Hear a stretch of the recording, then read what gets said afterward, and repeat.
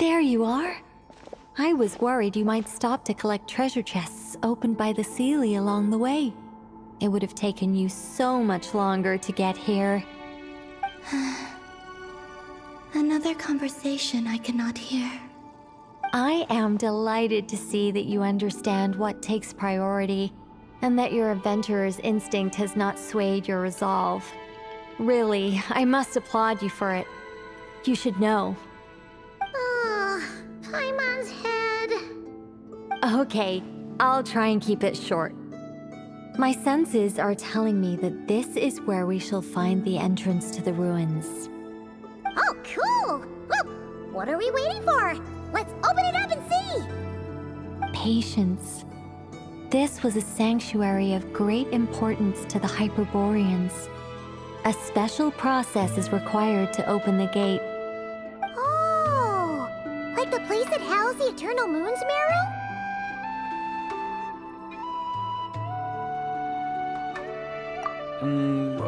Okay, so what's the plan? Need us to do anything? And just the short version, if you can. All right then. I was planning to start with some background on the invention of these techniques. Are you sure you don't want to hear it? It's quite informative. Remember what you were saying about priorities? Fine. Simply put, we need 3 human representatives to successfully undergo a process of Kuvaki resonance. Think of it as a test from the 3 moon goddesses to see if the entrants are qualified, with the most recognizable qualification being Kuvaki. Pretty sure Lauma would ace that test. Oh, wait. But we need 3 people. I also have no doubt that the Moon Chanter would be qualified, but we would need 2 other people with the same constitution. Therefore, the most feasible method is not so much to follow the rules, but to figure out how the test functions and find a workaround. I've done some research, and it turns out the mechanism is rather crude. We'll simply need humans to stand before it who have sufficient Kuvaki energy within them. I'm with you so far. How do we get the Kuvaki in them? The easiest way would be transfusion. Take some Kuvaki from Nodcry's soil, put it into the bloodstream, and get it circulating in the body. So we're going to cheat on the test? Precisely. There are other methods, but this is the simplest one.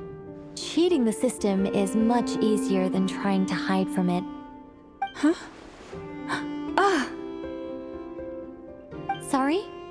Does the idea of cheating upset you, Miss Lauma? No, that's not it. I suddenly had an idea. Oh, what is it? It's about Moon Prayer Night. I figured out a way for Kutar to join in the festivities. Huh? But as Paimon said, we need to have our priorities straight. Let's get back to the test. I'll follow up with Nefer on the festival arrangements. Oh, okay. Anyway, is this really the best method we have? A Kuvaki transfusion sounds dangerous, no matter how you slice it. If you think that's dangerous, wait till you hear the other methods. I'd be more than happy to go through them if you'd like. There are several. No need, we're good. Let's go with this one. Very well. Kuvaki transfusion it is. Now, I should mention that the risks can be greater or lower depending on individual compatibility. It would be rash to simply infuse the Kuvaki and hope for the best. If the body rejects it, the reaction can be quite severe.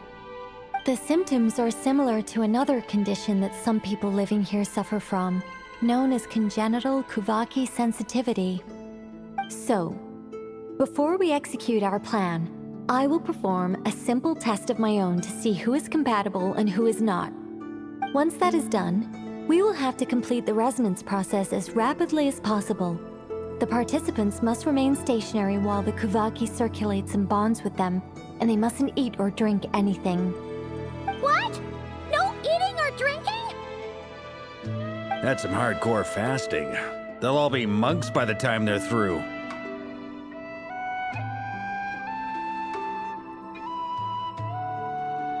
3 days. Oh, that's so long! And we still need to find 2 more people who are not just compatible, but also willing to volunteer. Fasting? What are they talking about?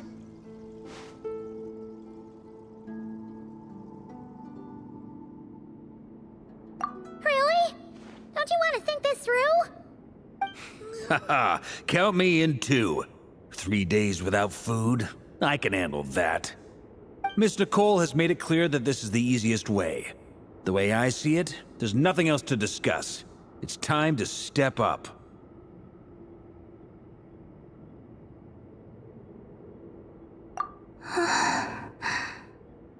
Yeah, you're right. In that case, Paimon volunteers to be Captain of Logistics. She'll keep the fires lit and grab some spare clothes to keep you comfortable.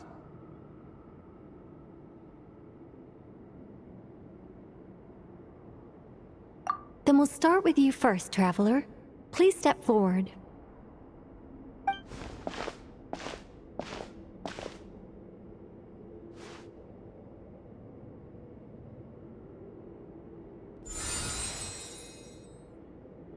How's it going? Do you feel anything?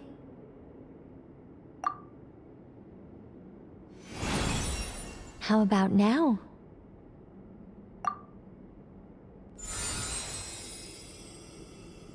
And now?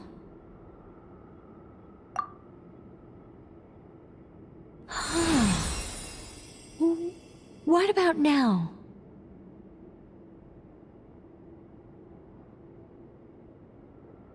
You guys, it's not a competition, you know. All right, I'm officially impressed. Even as a descender, you can withstand far more than I imagined. It's like I summoned a giant stone titan to arm wrestle you, and your arm hasn't even moved an inch. In my last attempt, I infused 5 times the amount of Kuvaki required. Yes, safe to say, compatibility won't be an issue for you. You're eligible to join. You're next, Mr. Varka. Sure, here goes nothing. All right, I'll start where we left off. 5 times the required Kuvaki dose. Whoa, whoa, whoa, hey, wait a minute. How's it going? No, not great. I kind of want to puke. Feels like I've been drinking too much. A few bottles of wine, then a big stein of Dark Horse, with some hard liquor from Liyue mixed in. You think this is funny? I just lost to a young lady in an arm wrestling contest. I'm never gonna live that down. My apologies. I'll lower the concentration and try again. Oh. How's it going now? I'm not as dizzy as last time, but I can still feel it pulsing around. In that case, you wouldn't be an ideal choice, Mr. Varka. Let's try someone else. Okay, let's go ask some of our other friends then.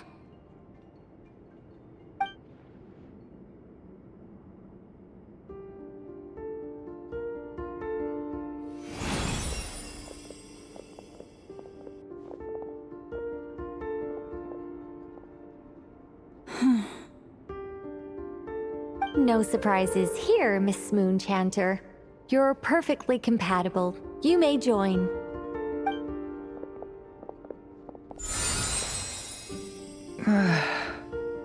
I'm getting a slight headache. Shame. You were so close. Whoa, I'm itching all over. Allergic reaction. We can't have that. Huh? Well, are you gonna start a what? The Hexenzirkel is an organization that cares for and protects children. We will not have them do dangerous things. Not even tests.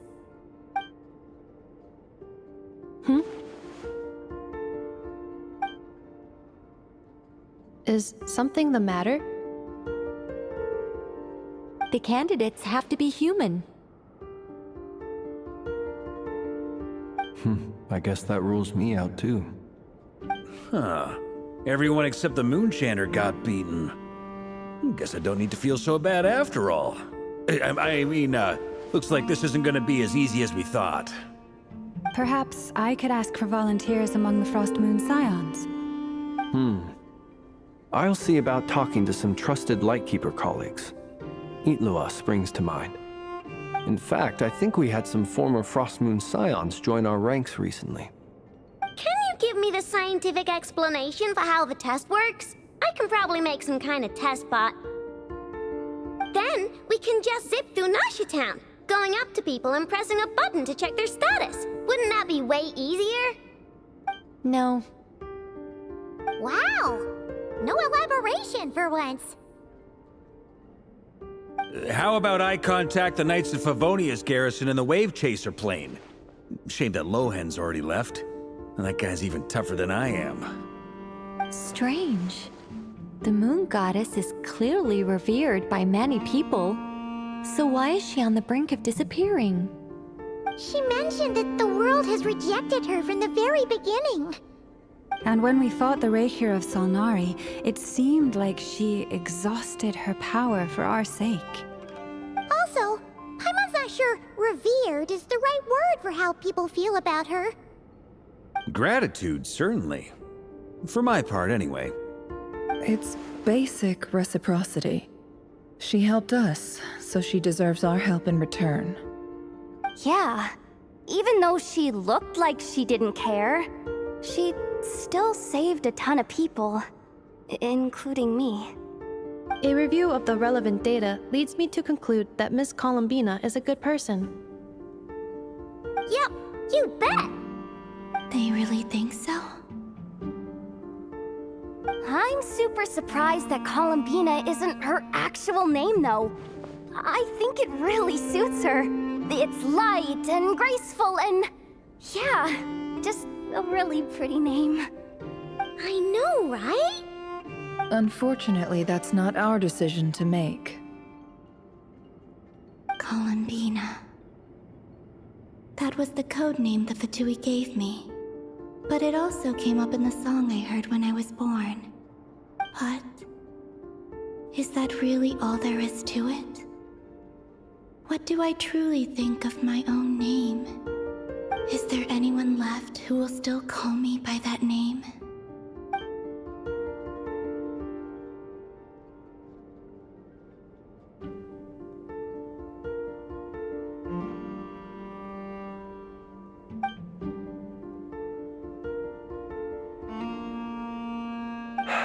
Moon Prayer Night is getting closer by the day. We're running out of time. We need to look for other candidates. Then allow me to try. Huh? What are you doing here? You contacted your friends via the Adventurers Guild. Sandrone has been keeping an eye out for something like that, so she informed me. Since I have the ability to accommodate a moon marrow, I should prove to be a suitable candidate. Arlecchino. When can we begin? I see. We can begin right away.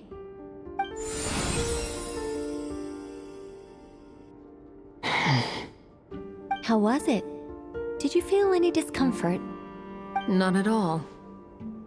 Then it seems we shan't need to look for additional candidates after all. Great!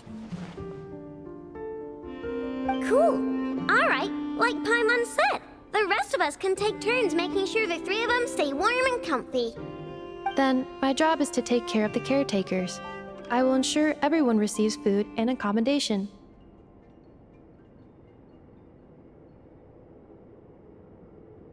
I'm ready as well.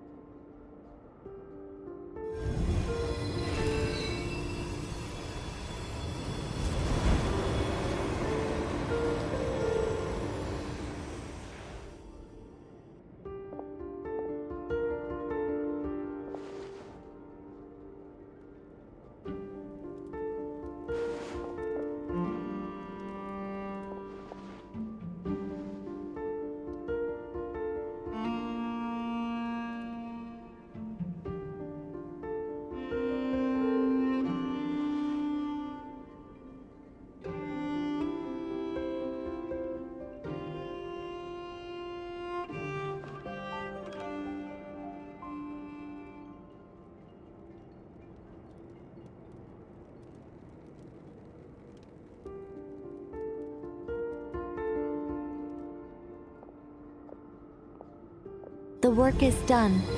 The sacred scroll shut. The stars grow dim, the people silent. The white sun sets, the silver moon rises. O path to the temple, appear now before us.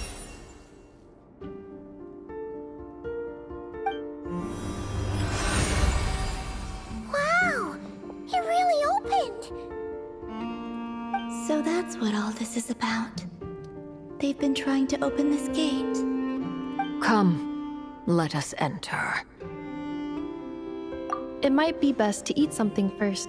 Take care to chew properly and swallow slowly. It will give your body time to readjust to the digestion process. They will head in soon. They will need to enter this gate.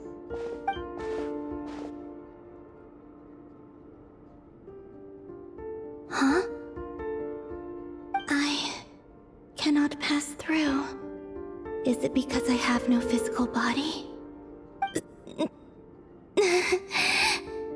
It has been 3 days. My strength has all but completely faded. Can I really hold on until Moon Prayer Night?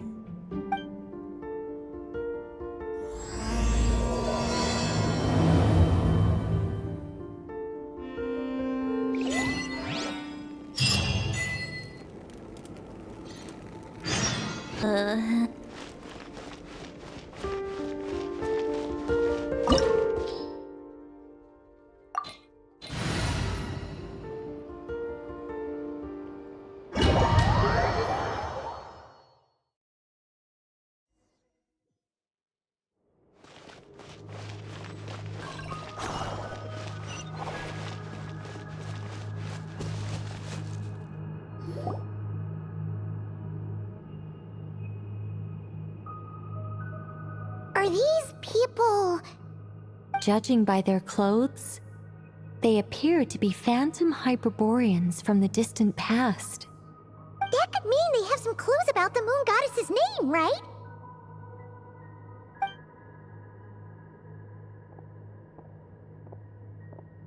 Hey there! Could you tell us what the moon goddess's name is?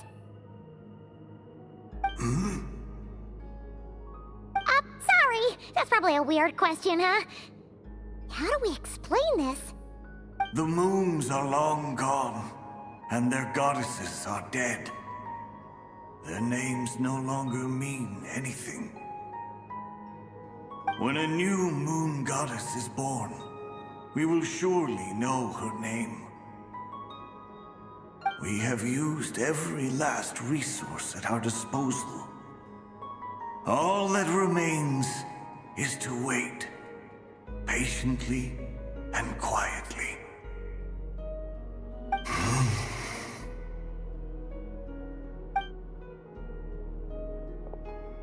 Were the people of the past all this devout? It looks like this phantom doesn't intend to converse with us any further. Surely the new moon goddess he speaks of must be Columbina. Alas, Kuthar's birth came long after the age in which he lived.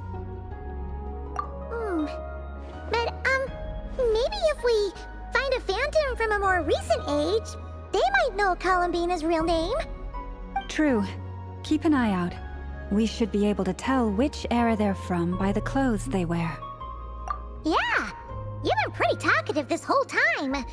What changed? Oh, nothing. I'm fine. You all make good points. When the Hyperboreans speak of moon goddesses, they mean the three from truly ancient times. I can't imagine they would know anything about our current moon goddess. There once was a time when the moon goddesses blessed them greatly and protected them from harm. So, when the war between the gods and dragons plunged the world into chaos, it seems they looked once more to the moons for help, praying for a new goddess to be born. Yeah, that checks out. Let's continue on. Who knows what else we may discover?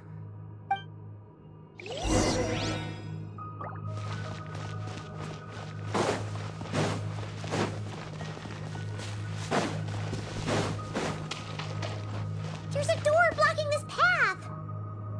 Not a problem. Try this.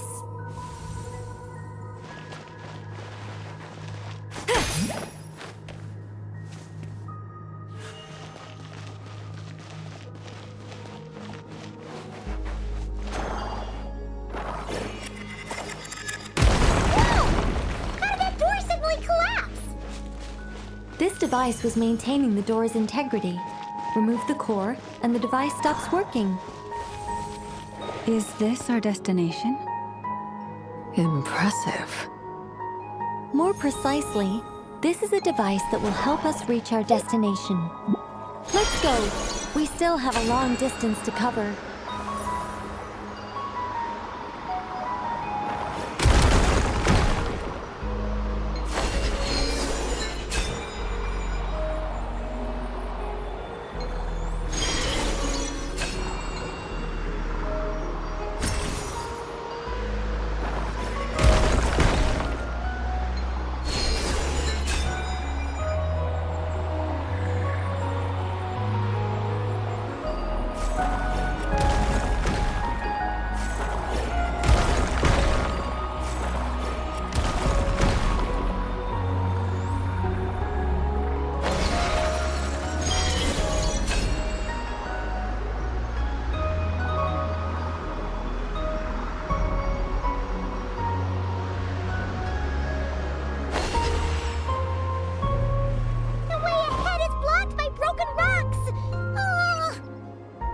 Let's try that device again.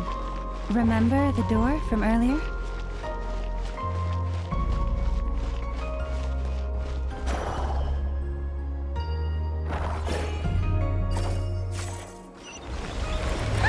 So it works in reverse, too! The humans we see are all phantoms, but the monsters are real. What a fascinating place. There'll be plenty of time to admire it later! Fire! Lockdown! Get to work! Not too far now. Rise with the sun! Take me up!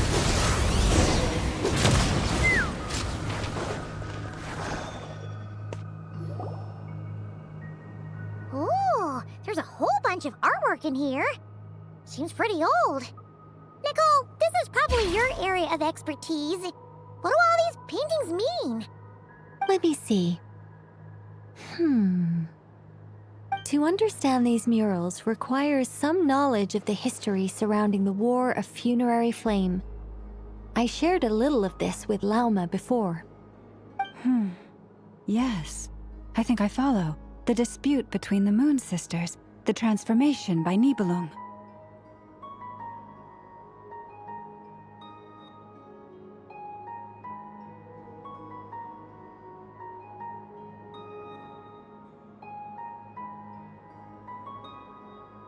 Oh no, it's no trouble. I'd be delighted to share the tale again. Alright then. Tevat's 3 moons and their goddesses were brought into being by the will of Nibelung, the then ruler of Tevat. But when the heavenly principles came, they changed the world completely, down to its very foundations. The moon goddesses were nowhere near strong enough to challenge this entity. But the heavenly principles did not view them as heretical entities that had to be removed. Essentially, the 3 moons existed to keep this planet alive and operational, which did not directly conflict with the heavenly principles' aims. Nevertheless, the inherent precariousness of this arrangement would soon be revealed. Nibelung returned. Yes. He did, and thus began the War of Funerary Flame, a battle for dominance between Nibelung and the heavenly principles. Discord would soon emerge between the 3 Moon Sisters. One would voice the opinion that they should follow Nibelung, for it was he who first hung the moons in the sky. Another would argue that taking sides in the conflict would only bring the world closer to ruin. There was no telling where it would lead. Especially since their creator had returned, bearing the perilous power of the Abyss. Nibelung would eventually discover their disloyalty. He had all three imprisoned before transforming the moons into weapons with which to fight against the heavenly principles. What? Weapons? Yes, the very moons that had once defended the planet became instruments of death and destruction, striking terror into the hearts of all living things. And although the heavenly principles and the three moon sisters had once been at peace, it now seemed that the moons posed an unacceptable threat to Teyvat. It is possible that the heavenly principles did not know of the goddess's imprisonment. If so, the weaponization of the moons would surely have been viewed as an intentional breach of the peace agreement. Regardless of who knew what, when, the heavenly principles shattered two moons and flung the other beyond the skies. Whether the goddesses managed to escape Nibelung's captivity after his fall, nobody knows. But this much is certain. From that day on, the moons no longer belonged to Teyvat. The rejections slowly drained their power until eventually they passed away. So that's the full story. You say the moon ceased belonging to Teyvat from then on. Why then would Columbina be born here? That is perhaps due to the lingering connection between the Frost Moon, which was not shattered, and this world. You could see it as the three sisters' dying wish. They never desired war. All they ever wished for was to protect this land. I see. If the final fate of the three goddesses is as you say, then Columbina faces the same grave danger. Our investigation has yet to bear fruit. We must hurry. Yeah, you're right. Let's keep going.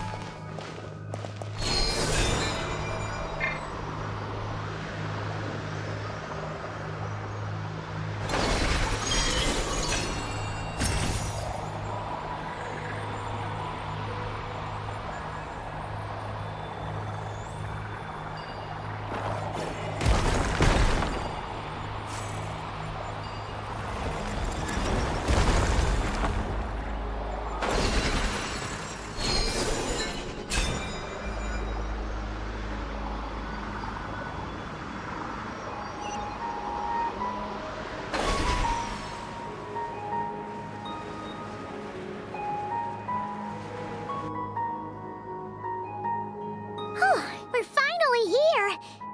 Guessing we'll need to activate this thing? Indeed. I was a little worried about that at first, but as we got closer, I sensed that the Kuvaki within it flows unimpeded. It should be functioning normally.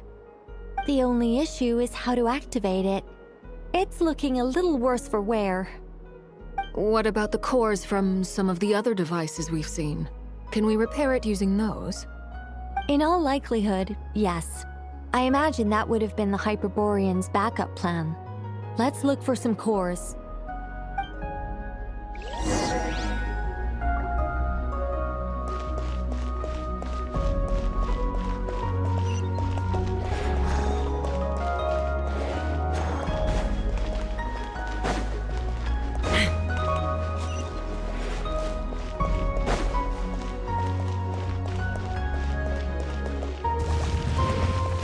Fulfill our task!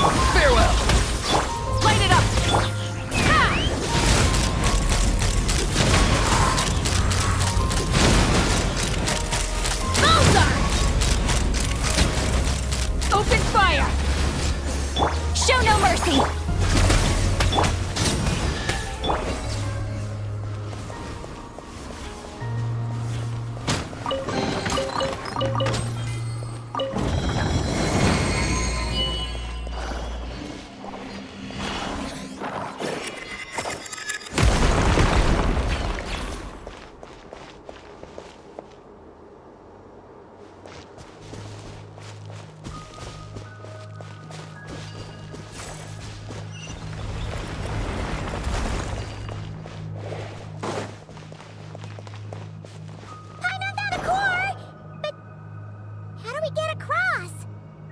Walk up, then jump down.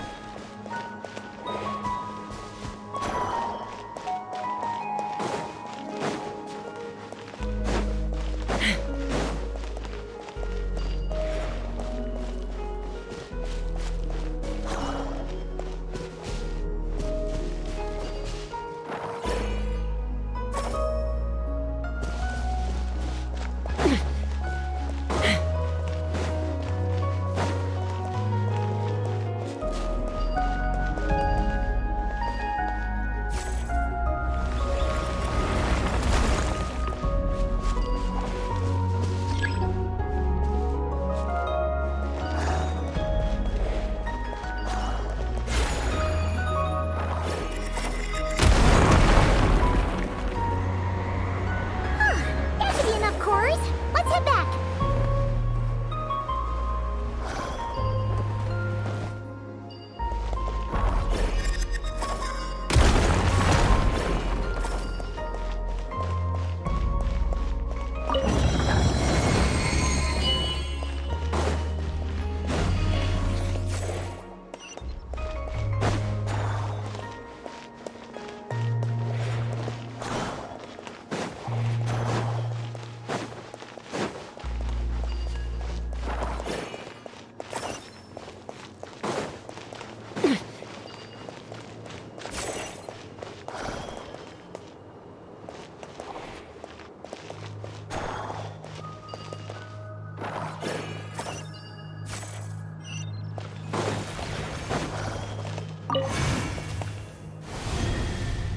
The device is up and running. It's hard to believe that the ancients were capable of constructing such things. Paimon sees our destination! It's right up ahead! Yes, let's go.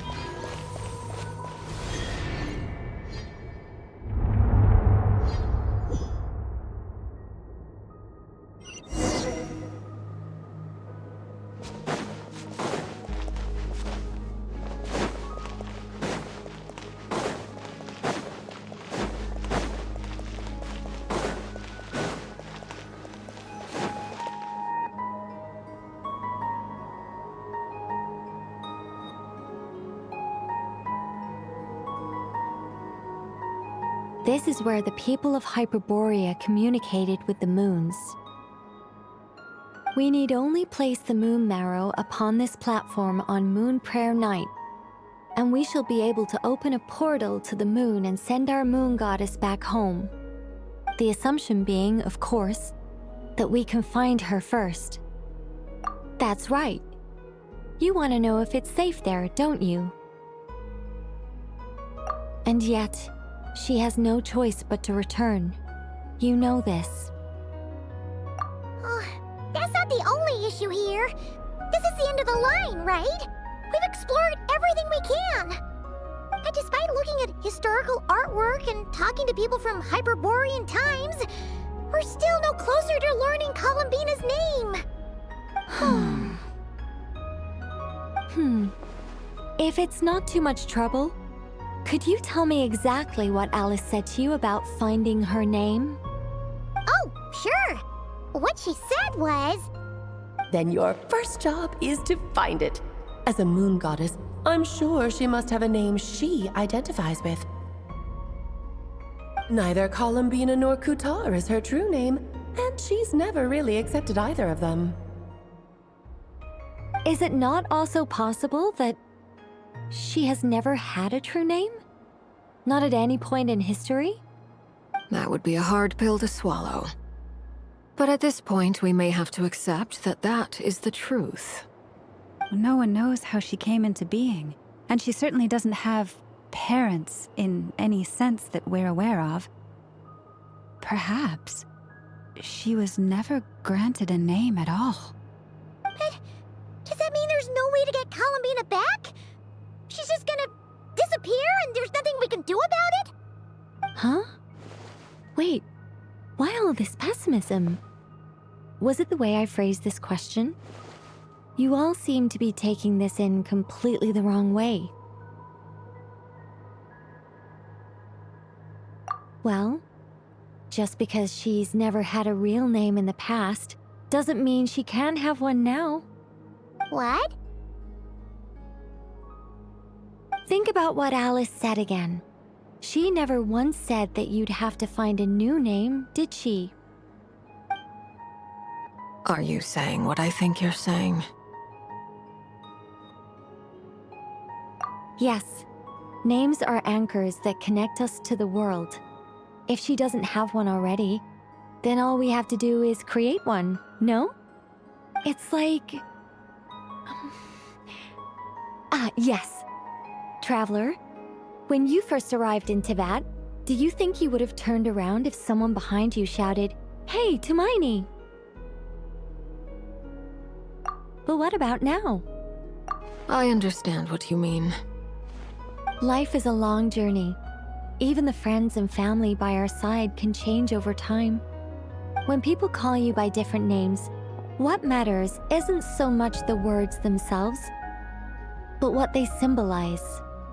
And of course, whether that resonates with you. Ether. So, close your eyes and picture the moon goddess in your mind. If you were to call out to her in this moment, what would you say?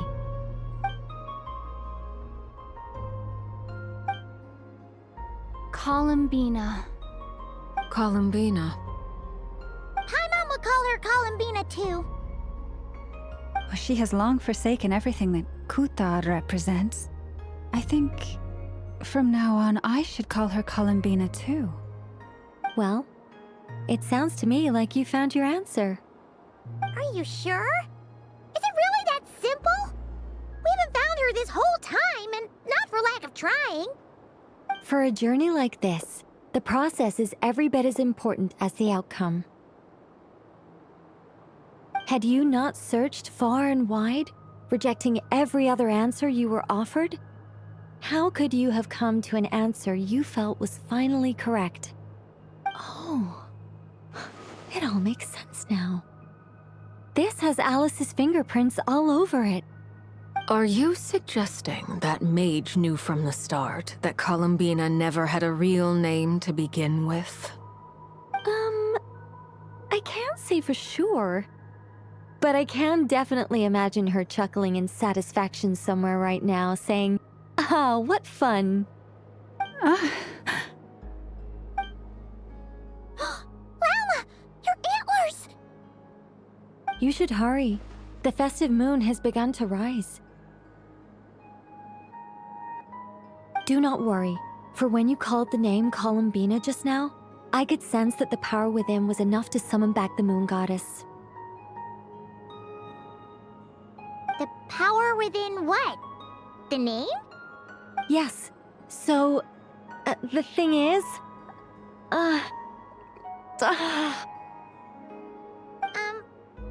What's wrong now?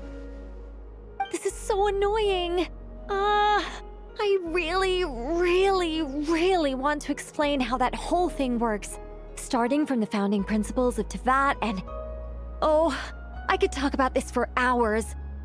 But... Deep breaths, Nicole. Deep breaths. You're an angel. A sober, sensible, solemn angel who has her priorities straight. Okay then. Sorry for asking. Clearly a bad call on Paimon's part. Anyway, you all need to hurry. Last thing, remember how it felt when you called out that name. Then it is agreed. By the name Columbina, we shall find her. Then we'll throw her the best Moon Prayer Night party ever! And at last, we will send her home.